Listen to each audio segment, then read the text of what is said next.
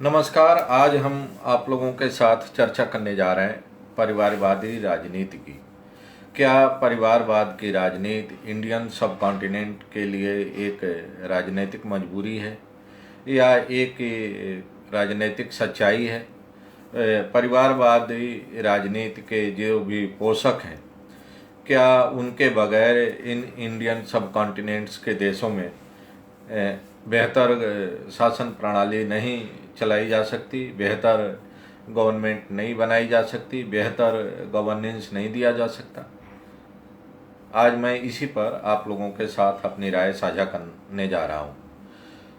हम सबने देखा है कि अभी देश के जिन 5 राज्यों में चुनाव हुए, उसमें देश के प्रधानमंत्री नरेंद्र मोदी ने तमाम मुद्दों के अलावा परिवारवादी राजनीति के खिलाफ भी एक मुहिम चलाई थी।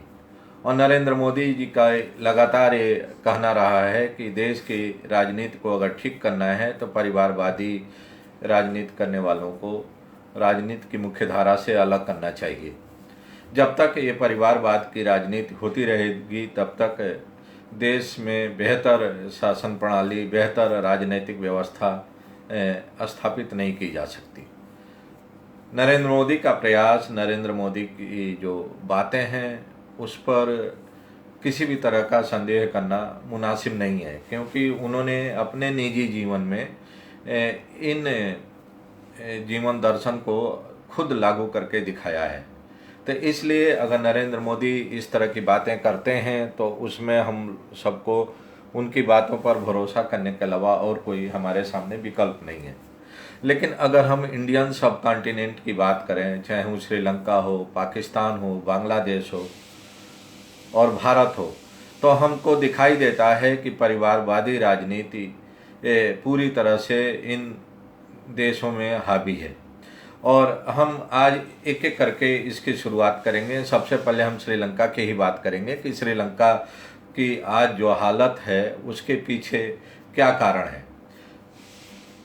हम कह सकते हैं कि उसके पीछे जो ग्लोबल इकोनॉमिक रिसेशन रहा, जो कोविड पेंडेमिक थी, जो धीरे धीरे करके वहाँ जो सिविल वार था उसको नियंत्रित करने के लिए जिस तरह से मिलिट्री एक्सपेंडिचर रहा, मिलिट्री के दम पर जिस तरह से वहाँ के सिविल वार को नियंत्रित करने की कोशिश की गई और लिट्टे का खात्मा किया गया, ये तमाम कारण थे। लेकिन एक सबसे बड़ा कारण ये भी है कि इन देशों में आज़ादी मिलने के बाद धीरे धीरे परिवारवादी राजनीति हावी रही। श्रीलंका में मुख्य रूप से 2 परिवार रहे जो कि आज़ाद श्रीलंका में अदला बदली करके सत्ता में भागीदारी और हिस्सेदारी करते रहे। एक परिवार था श्री माओ भंडा नायके का और दूसरा परिवार राजपक्षे का। श्री माओ भंडा नायके श्रीलंका, आज़ाद श्रीलंका के पहले प्रधानमंत्री थे। और जिस तरह से भारत में हमारे कई प्रधानमंत्रियों की और राजनेताओं की आतंकियों द्वारा हत्या की जा चुकी है, उसी तरह से श्रीलंका में भी वहाँ उनकी हत्या कर दी गई थी श्री माओ भंडा नायके की। उसके बाद उनकी पत्नी मिसेस श्री माओ भंडा नायके राष्ट्रपति बनी, प्रधानमंत्री भी बनी और फिर उनकी बेटी राष्ट्रपति और प्रधानमंत्री बनी। तो हम कह सकते हैं कि एक के बाद एक श्रीलंका की राजनीति में जो सत्ता का हस्तांतरण हुआ, जो सत्ता की अदला बदली हुई, उसमें एक के बाद एक परिवारवादी राजनीति ही हावी रही। और उनको अगर किसी ने रिप्लेस किया तो राजपक्षे परिवार ने किया, और राजपक्षे परिवार भी पूरी तरह से उसी नक्शे कदम पर चलता रहा है जिस तरह से कि श्री माओ भंडा नायके का परिवार चलता रहा। और आज हम देखेंगे तो श्रीलंका की सरकार में लगभग 4 लोग वहाँ की सबसे शीर्ष पदों पर काबिज हैं और पूरी तरह से जो बाकी राजनीति है इसी परिवार के इर्द गिर्द घूमती नजर आ रही है। अब हम कह सकते हैं कि राजपक्षे परिवार के मिसमैनेजमेंट के चलते, राजपक्षे परिवार के मिसरूल के चलते श्रीलंका आज दिवालिया होने के कगार पर है, या हम वर्चुअली दिवालिया हो चुका है। लेकिन ये भी कड़वी सच्चाई है इतिहास की और राजनीतिक व्यवस्था की कि श्रीलंका की राजनीति में परिवारवाद पूरी तरह से हावी रहा है। ठीक उसी तरह से जैसे कि पाकिस्तान के गठन से लेके और आज तक वहाँ घूम फिर के परिवारवादी राजनीति ही देखने को मिलती है।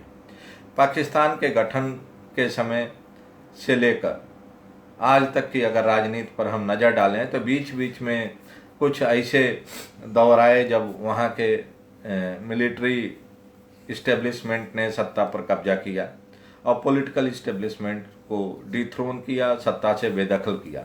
लेकिन जब जब वहाँ चुनाव हुए तो कभी भुट्टो परिवार, कभी नवाज शरीफ परिवार ही घूम फिर के सत्ता में आता दिखाई दिया। अभी पिछला जो कुछ साल रहा है जिसमें कि इमरान खान किसी डायनेस्टी पॉलिटिक्स के चलते सत्ता में नहीं है, उनको ज़रूर पाकिस्तान की आवाम ने, पाकिस्तान की जनता ने मौका दिया सरकार चलाने का।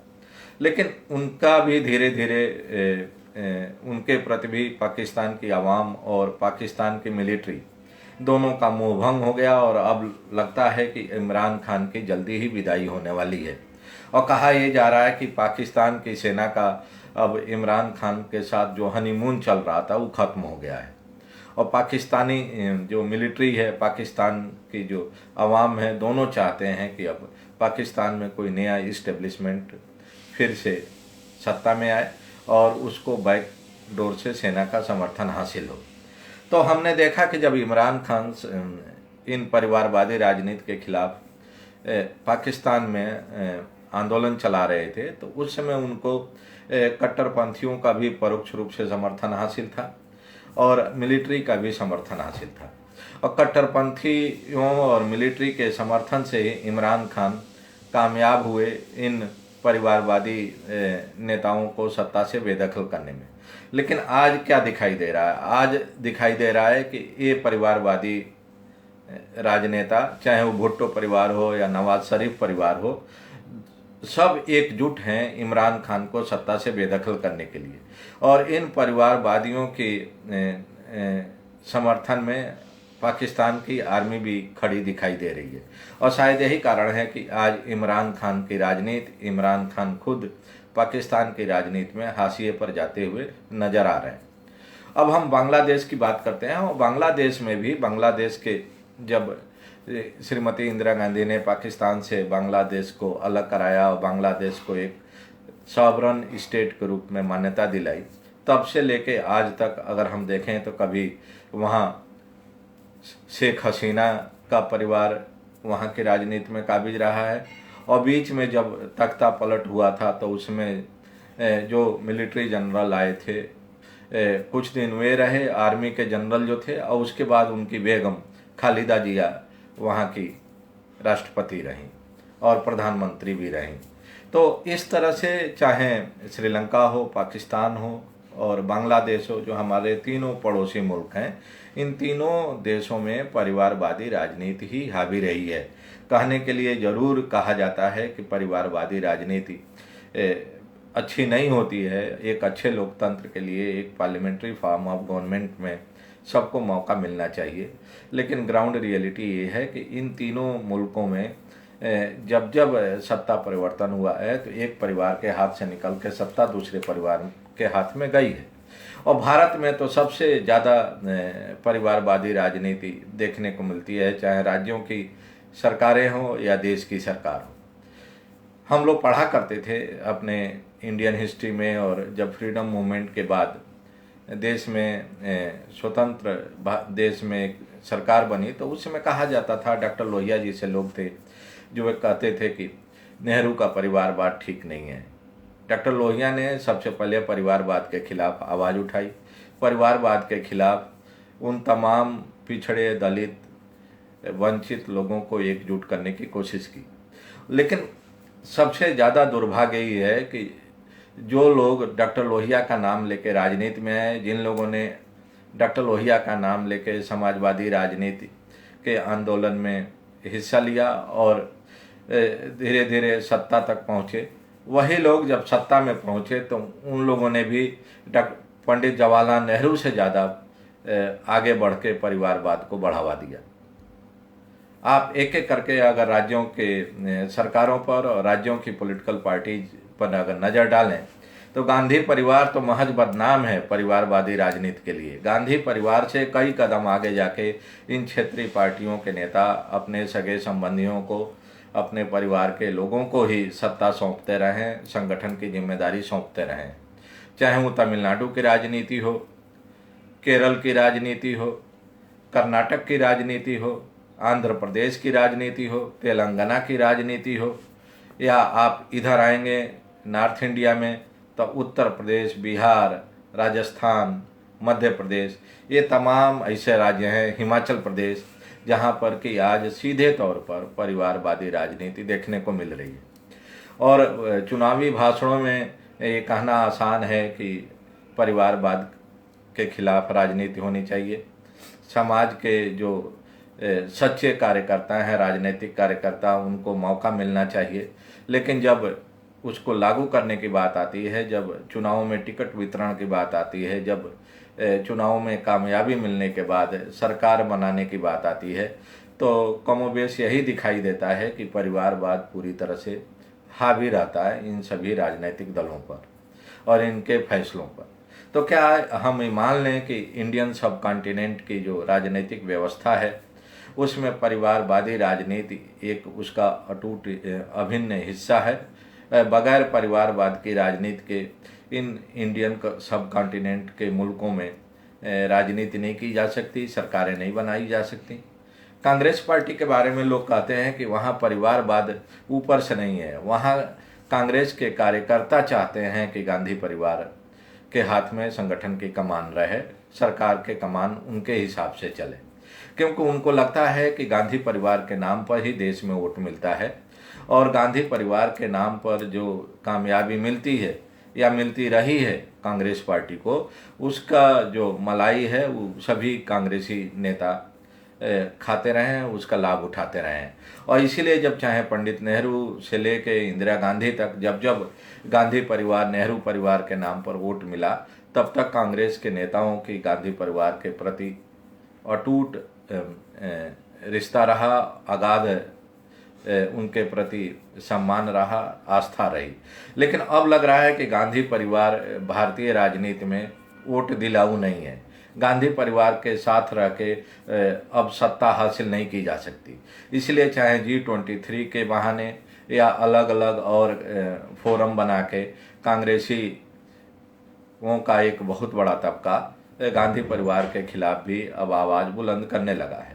ठीक वैसे ही जैसे कि आज भारतीय जनता पार्टी में नरेंद्र मोदी जी के नाम पर पूरे देश में वोट मिल रहा है, चाहे वो सिविक बॉडीज के इलेक्शन हो, लोकल बॉडीज के चुनाव हो, अर्बन बॉडीज, रूरल बॉडीज से लेके और जिला पंचायत से लेके विधानसभा और लोकसभा के चुनाव हो। इन सभी चुनावों में भारतीय जनता पार्टी नरेंद्र मोदी के चेहरे को आगे करके चुनाव लड़ती है और भारतीय जनता पार्टी को जो भी वोट मिल रहा है वो नरेंद्र मोदी के चेहरे पर, नरेंद्र मोदी की क्रेडिबिलिटी पर, नरेंद्र मोदी की जो राजनीतिक समझ है, राजनीतिक स्ट्रेटजी है, उसके आधार पर मिल रही है।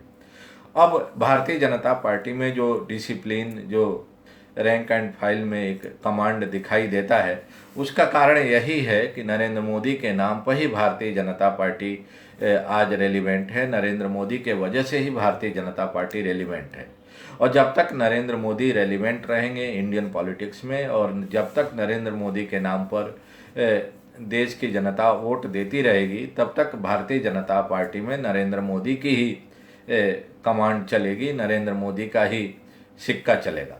लेकिन ये कोई ज़रूरी नहीं है। जिस दिन नरेंद्र मोदी का प्रभाव कम हुआ और जिस दिन नरेंद्र मोदी के प्रति देश की जनता में एक तरह से डिसइल्यूजनमेंट हुआ या देश की जनता का मोह भंग हुआ, उस दिन आप देखेंगे कि भारतीय जनता पार्टी में भी उसी तरह की गुटबाजी, उसी तरह का खींचतान, उसी तरह का हम कहें कि नेतृत्व के प्रति अविश्वास की स्थिति पैदा होने लगेगी, जिस तरह की स्थिति आज कांग्रेस पार्टी में देखने को मिल रही है। तो हम सबको इस बात पर गौर करना जरूरी है कि हम लोग दावा तो करते हैं कि हमारे देश में पार्लियामेंट्री फॉर्म ऑफ गवर्नमेंट है, हमारे देश में डेमोक्रेसी है, हमारे देश में समाज के सबको बराबरी का अधिकार है। लेकिन क्या कारण है कि आज़ादी के इतने साल बाद भी इन भारतीय इंडियन सब कॉन्टिनेंट के जो मुल्क हैं उसमें वहाँ की जनता परिवारवादी नेताओं के अलावा दूसरे को भरोसा नहीं कर पा रही है। क्या इसके लिए सिर्फ वे परिवारवाद की राजनीति करने वाले नेता ही जिम्मेदार हैं या वहाँ की जनता जिम्मेदार है? अल्टरनेटिव राजनीति में अल्टरनेटिव तो जनता तैयार करती है। जनता का काम है कि अगर कोई नेता ठीक से काम नहीं कर रहा है, अगर किसी नेता की इंटीग्रिटी ऑनेस्टी अच्छी नहीं है तो उसका एक विकल्प तैयार किया जाए। इसलिए समय समय पर चुनाव होते हैं और जनता को मौका दिया जाता है लोकतंत्र में कि वे अपना अल्टरनेटिव, अपना पसंदीदा नेता चुन सके, उसको आगे बढ़ा सके। लेकिन अगर परिवारवादी राजनीति से इन मुल्कों में निजात नहीं मिल पा रही है, छुटकारा नहीं मिल पा रहा है, तो क्या इसके लिए सिर्फ नेताओं को ही दोषी ठहरा के अपनी जिम्मेदारी से मुक्ति पाई जा सकती है या इन मुल्कों की जनता, इन मुल्कों के अवाम भी उतनी ही जिम्मेदार है? आज मैंने सोचा कि आप लोगों से इस विषय पर अपनी राय साझा किया जाए। नमस्कार।